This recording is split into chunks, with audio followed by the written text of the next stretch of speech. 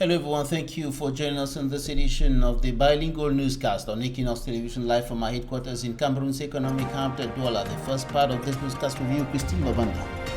À la une de ce journal, Vladimir Poutine qui est entré dans une rage folle à la suite de la rébellion du chef militaire Wagner, entré en rébellion contre le commandement russe. Les détails dans ce journal. Et dans l'actualité nationale, la tension persiste toujours entre Congelcam et la régie du terminal à conteneurs du port autonome de Douala, alors que le principal producteur et équipementier des produits halieutiques au Cameroun se défend. La RTC, quant à elle, renie toutes les accusations de cette entreprise. Plus de précision dans ce journal. Voilà pour les titres. Wagner chief orders his troops to stop advancing on Moscow and return to Ukraine, while Russian missile attacks kill 3 and injure 8 in Kiev. And the Ukrainian President Zelensky says Russia can no longer hide its chaos. And back home, we'll bring to you pictures of bad roads hitting the Republic of Cameroon, from the main cities to the hinterlands. The kilometers of roads, several kilometers of roads, are in a deplorable state.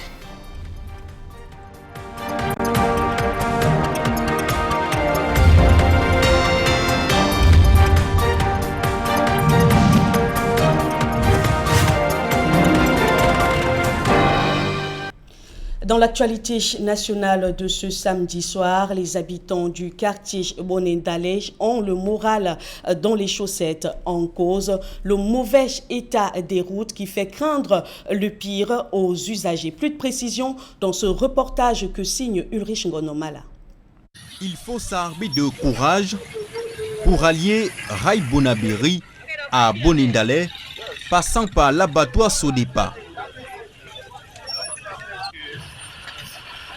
Un axe routier dont la pluie a accentué la dégradation, un chemin de croix pour les riverains. Vraiment, c'est terrible. On a pensé que nos autorités pouvaient faire quelque chose avant cette saison, mais on constate que rien. Les chefs de station sont allés voir la communauté urbaine. On ne sait pas ce qui s'est passé là-bas. Jusqu'à présent, nous sommes dans la merde comme ça, comme vous voyez. C'est difficile pour nous, nous qui avons les véhicules. Même les passants n'arrivent pas à marcher. Vous voyez comment les gens souffrent. Ajouter à ce décor morose de la route des ordures ménagères qui débordent et polluent l'environnement du quartier. Presque asphyxiée, la population sollicite l'intervention des autorités municipales. On vous l'annonçait il y a juste quelques instants, l'affaire Congelcam, régie à conteneurs du port autonome de Douala, continue à faire couler beaucoup d'encre et de salive. Les deux parties s'accusent mutuellement de sabotage sur l'affaire du poisson avarié. Plus de précision dans ce reportage de Innocent Abega et Achille Kamga.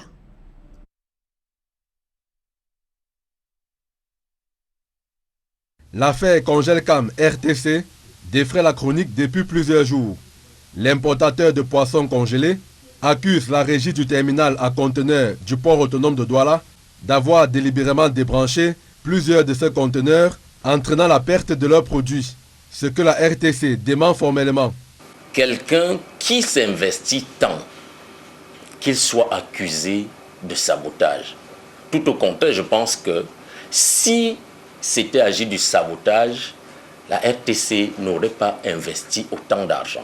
Pour en avoir le cœur net, nous sommes descendus sur les installations de la RTC où sont entreposés les conteneurs frigorifiques. Dans ce parc, force est de constater que les conteneurs sont effectivement branchés. Ils sont alimentés par deux sources d'énergie, les générateurs que voici et l'alimentation des néos. Quand on sait d'ailleurs que ces conteneurs aurait dû être enlevé depuis longtemps, en conformité au décret qui régit le secteur. Le décret de 85, en son article 44 principalement, vous dit vous avez 11 jours pour garder la marchandise qui relève de l'importation. Il faut bien que Congelcam nous démontre que dans le délai de 11 jours, ils ont enlevé leurs marchandises. En mai 2015, à l'issue d'une réunion entre les pouvoirs publics et les importateurs de poissons, ces derniers ont tous signé la circulaire qui stipule que dès le 25 mai 2015, le principe opposable à tous sera celui de l'enlèvement direct. Ici encore, la RTC affirme que Congelcam n'a pas respecté ses engagements. Encore moins, le Code des douanes sur la constitution des marchandises en dépôt. Congelcam a ignoré complètement cet aspect des choses. Et en 2023, il a décidé de constituer le port en magasin de stockage, ce qui explique cette situation que nous connaissons aujourd'hui. Pour ce qui est de la zone CEMAC, il est clairement précisé que la législation nationale de chacun des pays doit primer. Même l'argument de la convention de Hambourg, convoqué par Congelcam, est battu en brèche par la RTC. Le Conseil assure que la structure a fait son travail en respectant tous les textes en vigueur et se dit prête à le démontrer, même devant les juridictions, le cas échéant.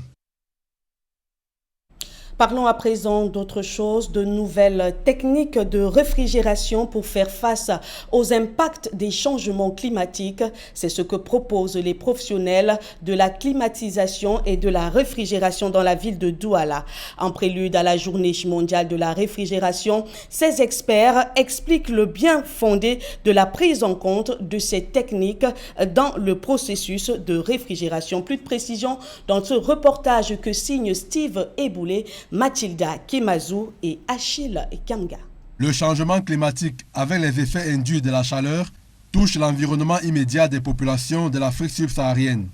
Au Cameroun singulièrement, le changement climatique impacte les domaines aussi variés comme la santé, l'agriculture, la chaîne alimentaire en général, les bâtiments et travaux publics, le confort, etc. Un gaz qu'on jette dans l'environnement ne se remplace pas et ne se détruit pas. Il va perforer la couche de son. Cette couche de son perforée laisse traverser les rayons ultraviolets. Ces rayons ultraviolets arrivent sur le sol, créent des maladies, créent la sécheresse, créent la perturbation des climats. Et qui dit perturbation climatique dit perturbation de l'économie et perturbation de l'écriture, perturbation de l'agriculture. Ainsi, l'urgence de s'adapter et surtout d'adopter de nouvelles stratégies en vue de combattre le phénomène s'impose. Ceci passe aussi par la prise en compte des nouvelles technologies de refroidissement. Les nouvelles technologies de la réfrigération sont liées à un système que nous appelons du VRV, c'est-à-dire un volume de réfrigérant variable. Plus on a des éléments, mieux il démarre, et moins il y a d'éléments, moins il démarre. Et à ce moment, donc, la consommation n'est plus liée à un vide ou à une utilisation, mais progressivement en fonction de l'environnement qu'il faut satisfaire. La journée mondiale de la réfrigération se célèbre le 26 juin 2023 sous le thème « Le refroidissement parle à l'humanité ». À Douala, au Cameroun, les professionnels du domaine vont saisir l'occasion, à la faveur d'une série d'activités, d'amener le public à mieux cerner les enjeux de la réfrigération à l'ère du changement climatique. Optimiser le recouvrement des recettes fiscales pour réaliser ces projets de développement, tel est l'objectif de la commune de Koumba dans la région du sud-ouest du pays. La municipalité a engagé une campagne de sensibilisation auprès des commerçants souvent victimes d'arnaques. Zaïboué, Francis Dikoumé et Xavier Foka. Les pratiques mafieuses, combinées à l'ignorance des commerçants, plombent le recouvrement des recettes fiscales de l'arrondissement de Koumba 1 dans le département de la Mémé. Des commerçants corrompent des arnaqueurs en payant des sommes de loin inférieures au montant de la taxe parce qu'ils ne savent ni à qui ni combien il faut payer. Alors qu'ils croient avoir payé, il leur sera demandé de payer à nouveau. Difficile donc pour cette municipalité d'assurer son bon fonctionnement.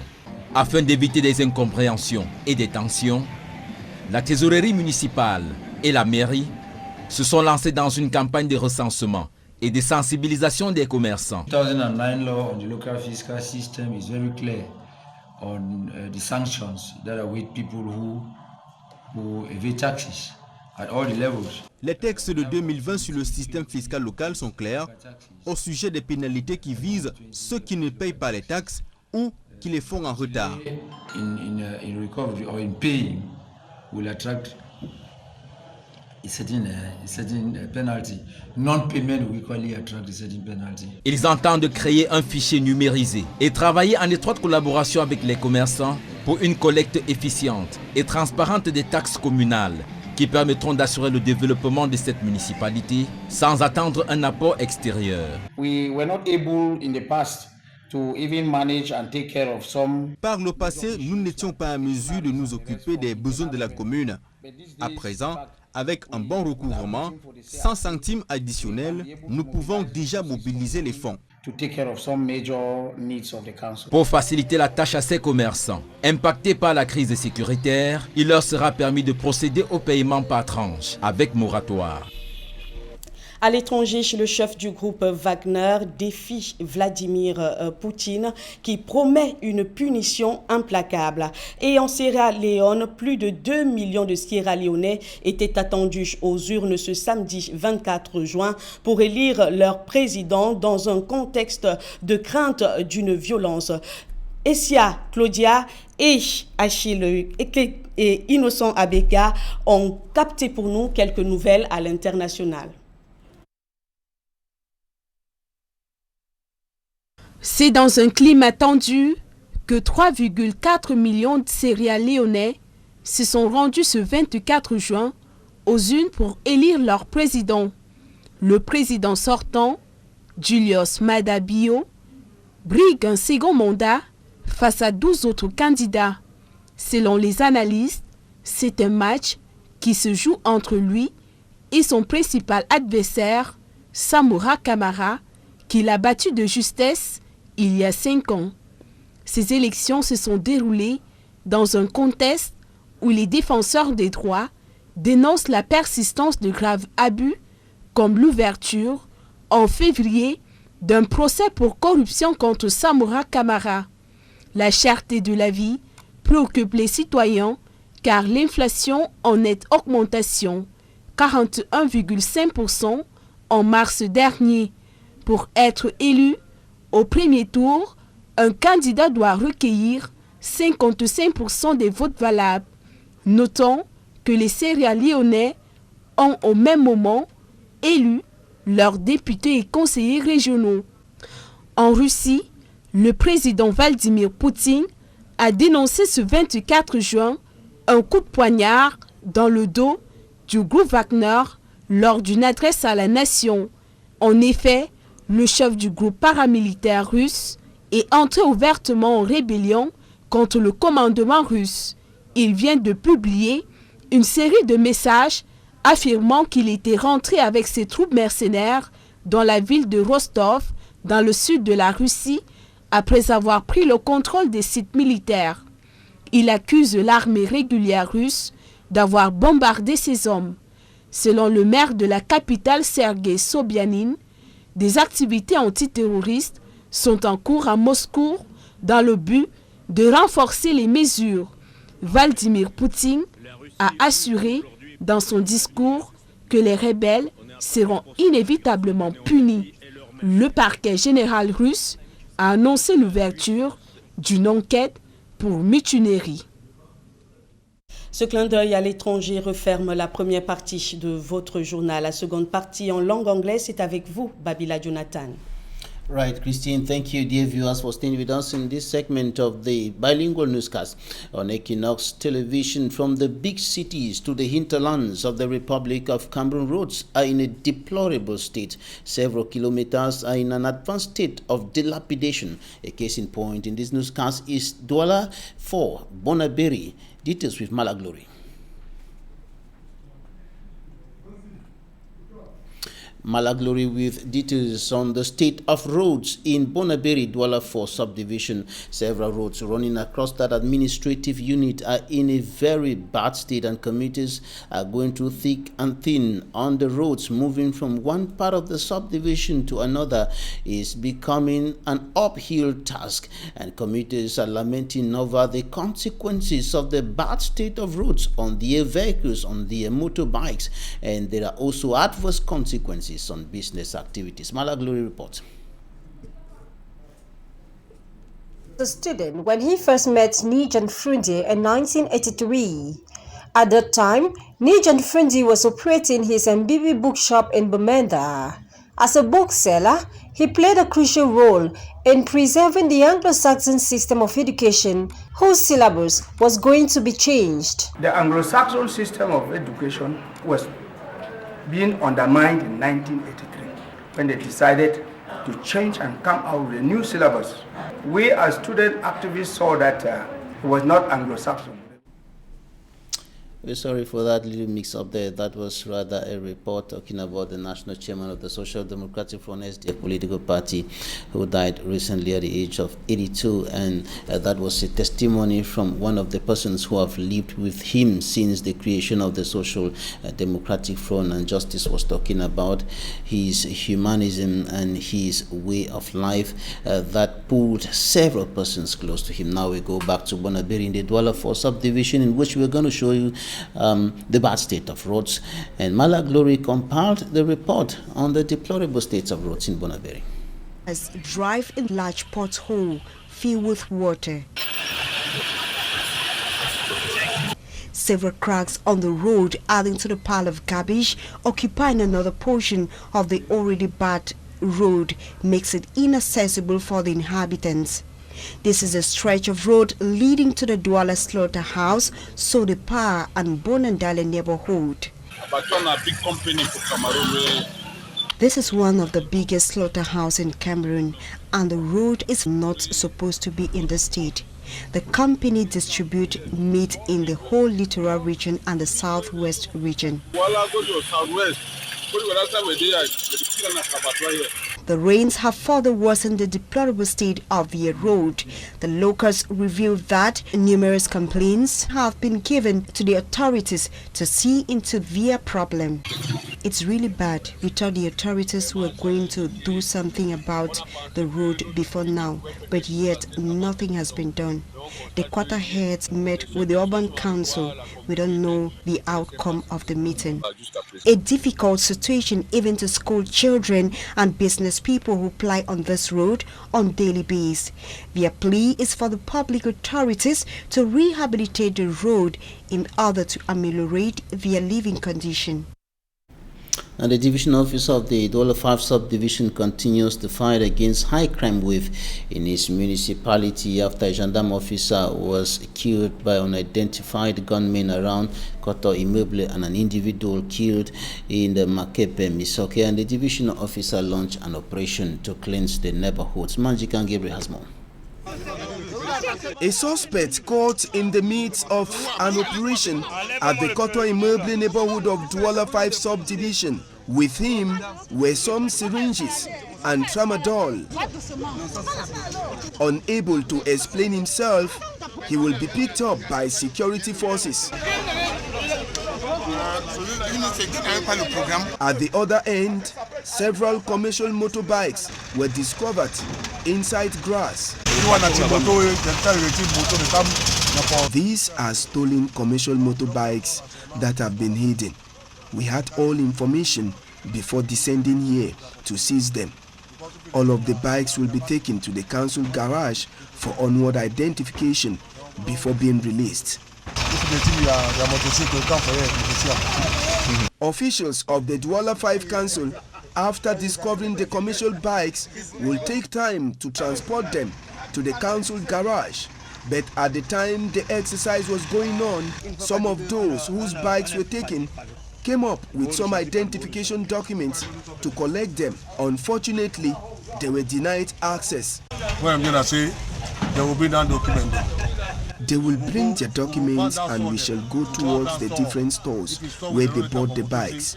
In each store that the sellers acknowledge the receipt, the bikes will be given back to the owners.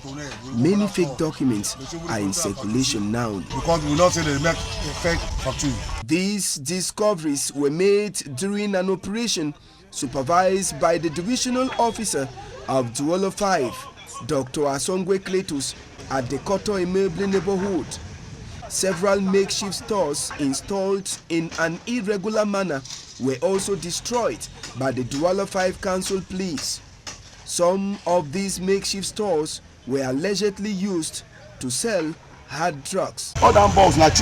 In those boxes, they sell coffee with tramol inside, and as they heard about this operation, they moved to hide them.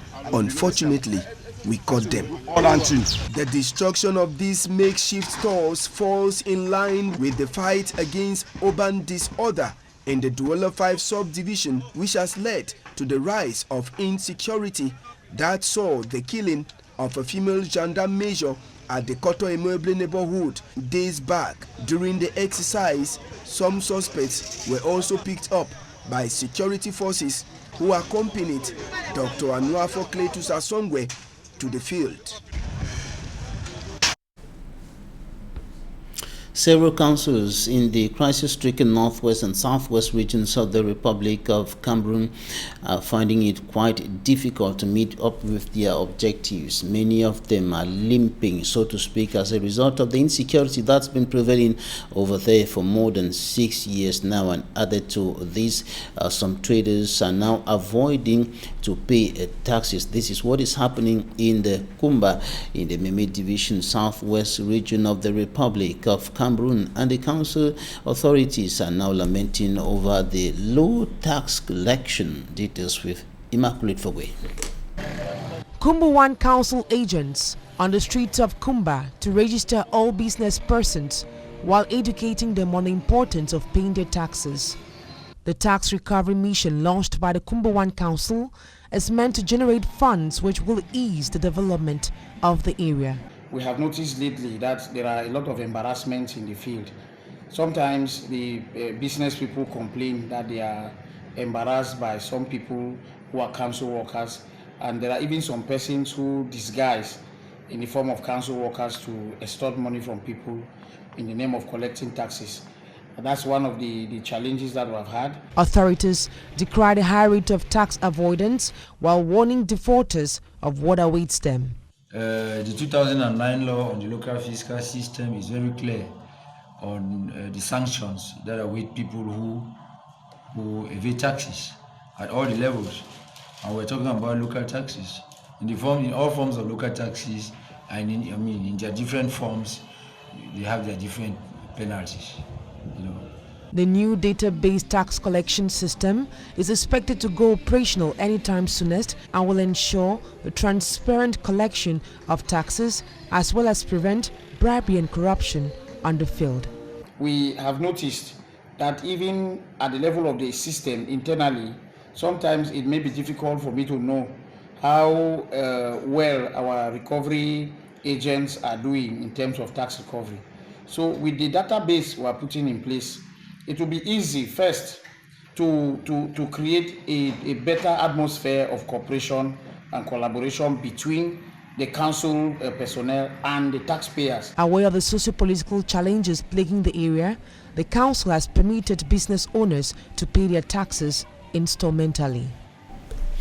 Access to healthcare facilities has been a very difficult thing for the inhabitants of the northern regions of the Republic of Cameroon. In Garwa, in the north region, access to healthcare has been a difficult task for the population, and now the regional hospital that's been established and inaugurated there comes as part of the solution to the problem, as Lucilian reports.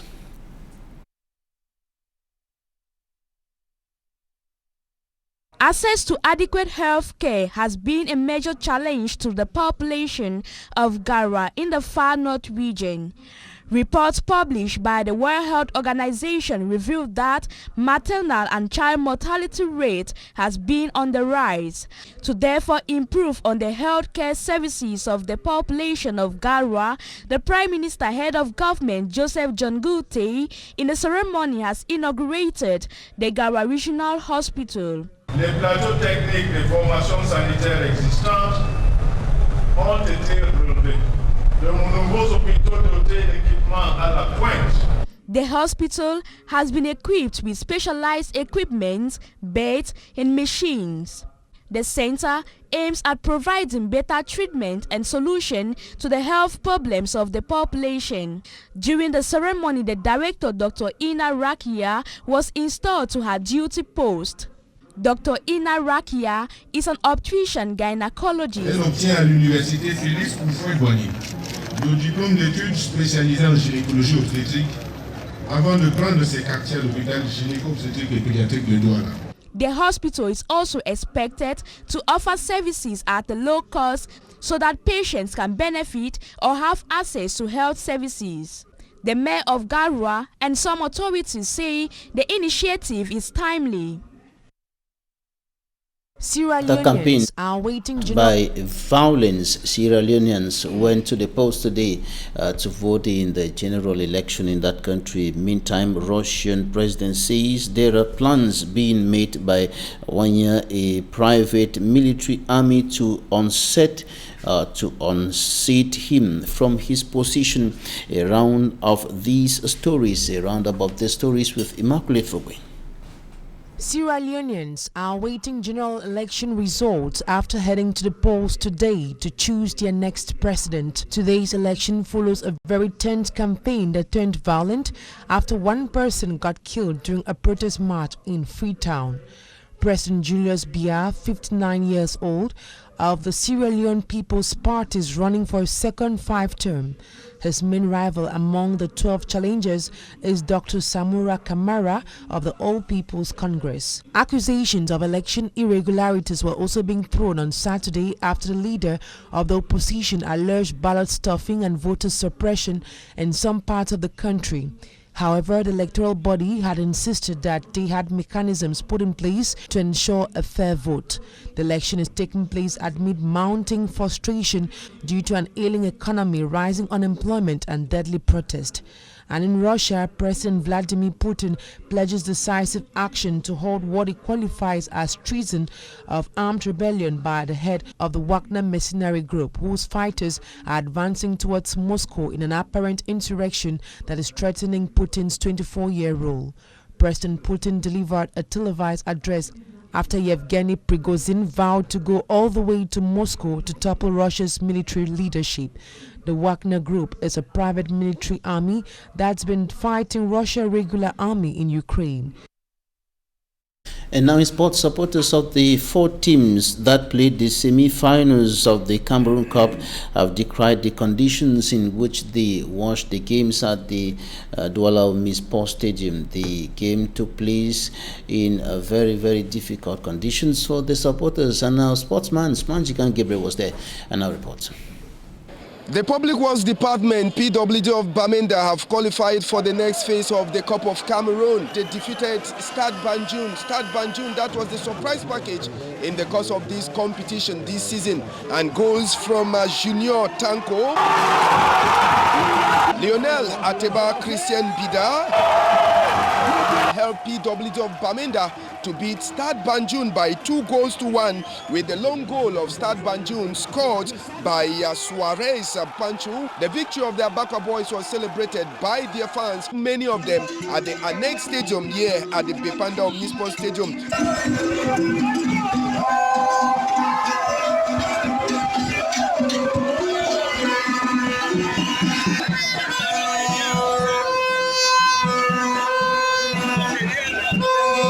The first game was PWD of Bamenda. They won the 2021 edition of the Cup of Cameroon. They will be taking on Fufu Club of Baham in the finals of the Cameroon Cup. Fufu Club of Baham came from a very, very long route to defeat their opponent, Colombe of Janelobo, in a very long penalty shootout. At the end of the day, it ended 1-1 on regular time, and during the post-match penalty shootout, it was Fufu of Baham that scored 12 penalty shootouts, while Colombe of Janelobo scored 11 of their penalty shootout.